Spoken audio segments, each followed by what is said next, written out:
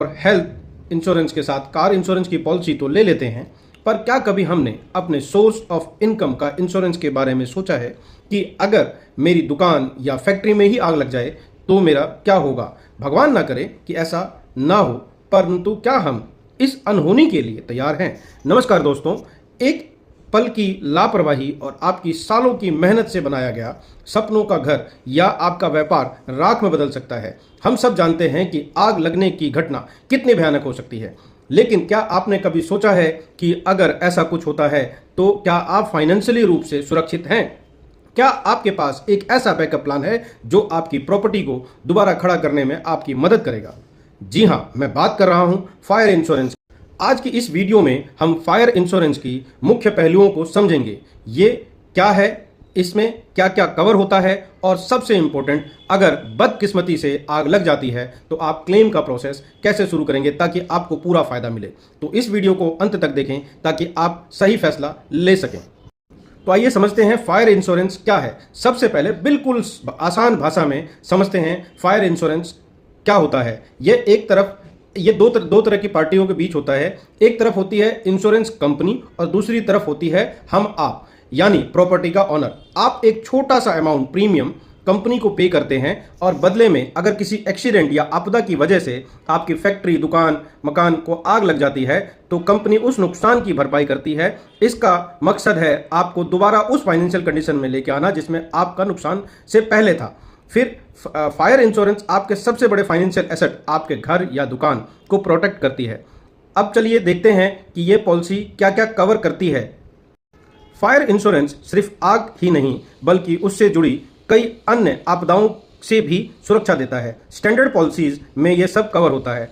आग, आकस्मिक आग, शॉर्ट सर्किट से हुई आग या पास के किसी बिल्डिंग से फैली हुई आग, आसमानी बिजली, लाइटिंग, बिजली गिरने से होने वाला डैमेज, विस्फोट, अगर कोई भी डोमेस्टिक गैस सिलेंडर या ब्लोअर से फट जाने से नुकसान होता है तो वह नुकसान भी फायर इंश्योरेंस में कवर होता है। दंगे और हिंसा, स्ट्राइक वगैरह के अंदर जन आंदोलन या हड़ताल में होने वाले तोड़फोड़, एयरक्राफ्ट डैमेज, किसी विमान या स्पेस डिवाइस के गिरने से डैमेज को भी यह कवर करता है। प्राकृतिक आपदा, नेचुरल क्लाइमेट, कुछ केसेस में साइक्लोन या तूफान को भी कवर किया जाता है। पॉलिसी जरूर चेक कर लीजिएगा, कई जगह पर यह एड ऑन होता है। लेकिन याद रखिए कुछ चीज़ें कवर नहीं भी होती हैं, जैसे कि चोरी के दौरान हुई आग, युद्ध, वार, जानबूझकर लगाई गई आग, और अगर प्रॉपर्टी अनऑक्यूपाइड है तो कंडीशन अप्लाई होती है। अब इसके सबसे महत्वपूर्ण प्रिंसिपल को देखते हैं। फायर इंश्योरेंस क्लेम का प्रोसेस को स्मूथ बनाने के लिए 3 मेन प्रिंसिपल को समझना बहुत जरूरी है। इंडेमनिटी, इसका मकसद फायदा कमाना नहीं बल्कि आपको उस पोजीशन में लेके आना है जहां आप नुकसान से पहले थे। कंपनी डेप्रिसिएशन का क्लेम पे करती है। इंश्योरेबल इंटरेस्ट, आपका उस प्रॉपर्टी में मालिकाना हक होना चाहिए और आप किसी और के घर का इंश्योरेंस नहीं करा सकते हैं। एटमोस्ट गुड फेथ, पॉलिसी लेते वक्त आपको प्रॉपर्टी के बारे में सारी जानकारी देनी चाहिए। अगर कोई जानकारी छुपाई गई तो क्लेम रिजेक्ट हो सकता है।